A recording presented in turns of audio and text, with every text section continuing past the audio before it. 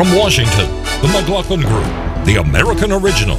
For over 3 decades, the sharpest minds, best sources, hardest talk. Issue 1, the next nasty. So, there are enormous reasons to be optimistic about America. We've got the best cards. We've got the best hand. We've come so far. But the question on our minds today is, where do we go from here? What does our future look like? The future looks bleak, Mr. President, if that is, economist Robert Gordon of Northwestern University is right. In an analysis recently published by the National Bureau of Economic Research, Professor Gordon says economic growth forecasts for the coming decade are overly optimistic. Currently, the Congressional Budget Office projects growth in the gross domestic product of 2.1% annually over the next 10 years. This is far below the post-war average of 3.5% growth, but not low enough for Professor Gordon. He predicts growth will average an anemic 1.6% over the next 10 years. The reasons? The baby boomers' exodus from the workforce and a long-term drop in productivity. Instead of enlarging the labor force, new hires will barely replace current workers. That means a smaller labor force, and unless productivity expands dramatically, fewer goods being made. As a result, the ratio of national debt to GDP will climb to 87% by 2024, not the 78% in government forecasts. Interest rates will have to rise sooner and higher to finance that debt. Gordon's forecast has alarmed Nobel Prize-winning economist Robert Samuelson, quote, "If he's right, this could be our next nasty economic surprise. The prospect now is for years of modest, or in Europe, non-existent growth. How will political systems cope? Will class warfare intensify as groups battle harder for bigger shares of a stagnant pie? Without an expanding economy as a shock absorber, will racial, ethnic, generational, and ideological conflicts worsen? Prolonged sluggishness would turn the economy into a zero-sum game, where one group's gain is another's loss. This is no formula for social peace," unquote. Question, are we in for a decade of political and social unrest? Pat Buchanan. I think more than a decade, John. I think those gentlemen are right. There is no question about it. If you take the share of the labor force that is working, that is diminishing. You take the baby boomers, who are, quite frankly, the best skilled, best educated generation we've ever had, is passing on. It's being replaced by tens of millions of folks who are coming in, immigrating legally and illegally from the third world, who lack the skills, who lack the education, who lack the abilities, and they're replacing these baby boomers. And I do agree, once the economy starts growing at such a sluggish rate in the United States, then you begin sort of a battle of all against all for control of the resources that are left. So I don't think it's a very pretty future, and I do believe recent years have pointed exactly to where this is going. Eleanor Clift. I think just the opposite. I think there's a very bright future ahead. I think that he's right about the baby boomers leaving the workforce, but the millennials are coming in. It's an even bigger group than the baby boomers. They're smart, they're educated, they're diverse, they bring a lot of energy. We're on the verge of becoming energy self-sufficient in this country. We're going to be exporting energy. We're still the technological leaders in the world. And the last time I checked, they revised, or not they revised, the last quarter upwards growth, and the second quarter of this year was 4.6%. So I think we do have some real concerns about the nature of work. Jobs are being replaced by robots, and there's a real discipline of study now that worries whether robots are going to get so smart that we can't control them.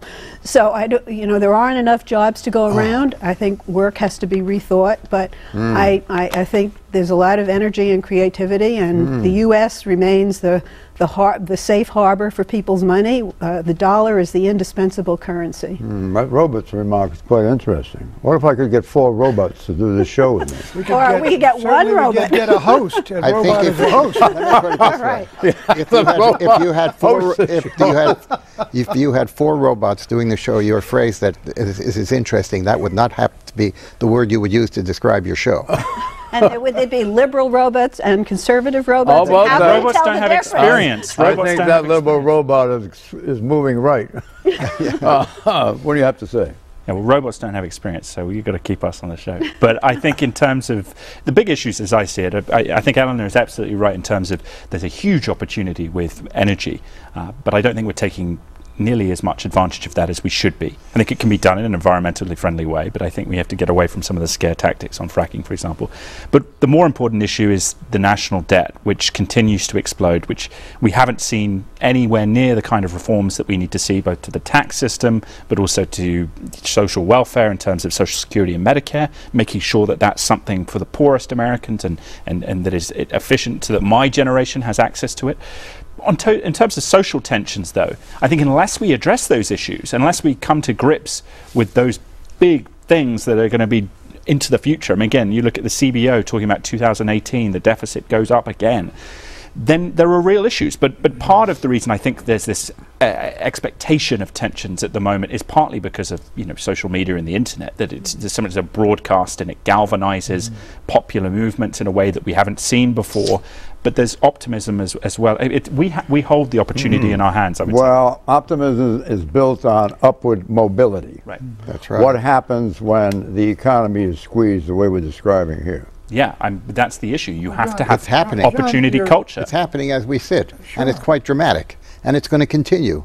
I mean, just look at the, if you took out the number of people who left the labor force and you just assume that those people in effect are unemployed, the unemployment rate wouldn't be 6.1%, it would be 12%. But these people, as a practical matter, many of them are leaving the labor force because they can't get jobs. Right. So real wages in middle America have basically been totally stagnant since 1974. Yeah, and in the last half a dozen years, the real wages have gone down by about $4,500 a year. That's a lot of money for a lot of people. Where is the political unity to come together to deal with the entitlements, which I agree has to be done? Look at what we got right now. You got a wholly complete deadlock. Neither party is going to deal with Social Security, Medicare, Medicaid, and the enormous costs and consumption of federal revenue. Whatever we may think about, I got to read you a number here.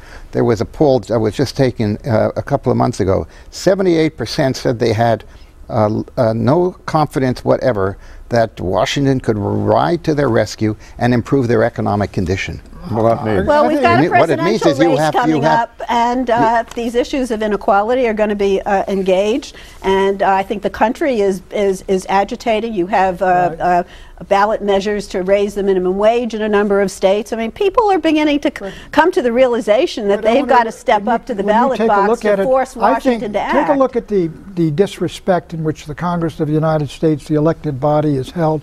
I think we're moving to a point where a lot of people are going to say, we need a man of action, someone, an authoritarian figure, to solve these problems, and that Congress can't do it. Not a woman as an authoritarian figure. I wouldn't call it an authoritarian figure. I would just call it a leader. We do not have somebody, frankly, in the White House who has the credibility in the Congress to do the kinds of things that this country is going to have to do to improve its economy. And it's not just one part of it. It's a whole series of things that have to be done that people have been writing about and urging for months. What can the Congress do? A disunited Congress like we got to do that. That's what leadership That's is going to what come in. elections are for, too. According to Gallup, 58% of Americans say a third party is needed because they are already disillusioned with the performance of the two major parties. Is that poll the canary in the coal mine? Let me speak as a leader of a third party, John. I'm not sure that's a solution. But look, you get a third party out there. You got one in Britain. All it does is split off votes from one of the other parties.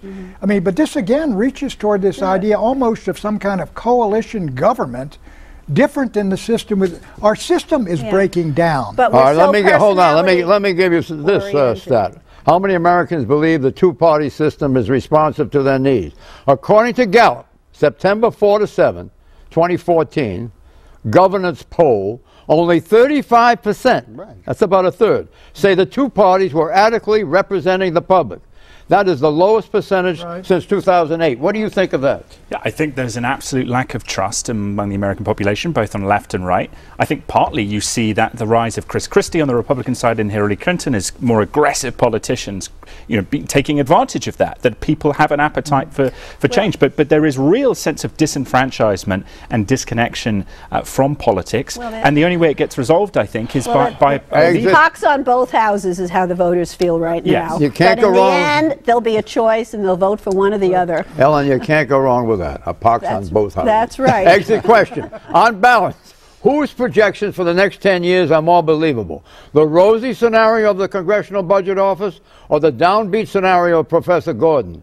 Pat Buchanan. I think Gordon and Samuelson are on the mark.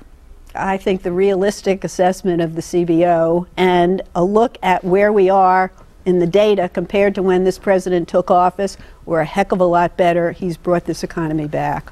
I would disagree with that, but I think the CBO numbers rely upon expectations that Congress is going to do things they've said they would do, which is CBO has to do that. So I think it's very overly optimistic. We keep seeing they keep on having to change it. I think we have a problem. I think Samuelson in his op-ed is reflecting a great concern, but it's addressable. You mean the expectations of Congress being to function as it's supposed to are overdrawn? CBO has to project what the Congress says it's going to do, and then when it doesn't do it. We've had 5 years, consecutive years, in which the GDP growth has been about 2.1%. That's the lowest we've had since the Depression. Okay, it's the worst recession we've had. It's not even a recession in a normal sense. We are under tremendous economic pressure and political pressure. We will have to have a level of leadership in the next administration that we have not had in a long time. Spengler was right, John. Spengler was right. Spengler and Burnham and Buchanan, death of the West. All the people who've been predicting the death of the West are wrong. In this environment, McLaughlin is right. Okay. And I think we need a third party. And I think you're our man, Maude. Don't forget the McLaughlin Group has its own website, and you can watch this program or earlier programs on the web at any time from anywhere in the world at McLaughlin.com. Could anything be simpler? McLaughlin.com. Or more character building. Issue 2, Ballot Battles. Election Day, November the 4th, is not just politicians who will get yay or nay votes. So will ballot initiatives. Economic and social issues decided by voters that pertain to their individual states. Often these issues have been neglected or stalled at the federal level, namely in the U.S. Congress. Of the 125 ballot initiatives in 41 states that will be voted on in a week and a half, here's a sample as listed by the Politico newspaper. Item: medical marijuana. We do know that cannabis is medicine. Medical marijuana advocates in the state of Florida are hopeful that legal medical marijuana in their state will be a reality. The initiative needs 60% of voters to pass. Item: recreational marijuana. In the wake of Colorado and Washington states, where recreational marijuana use is now legal, voters will decide in Oregon and Alaska whether their states will follow suit and okay recreational marijuana. Item: minimum wage hike in, get this, Republican-heavy states: Alaska, Arkansas, Nebraska, and South Dakota. All 4 states voted for Mitt Romney in 2012, although the minimum wage issue is one that Democrats have seized on.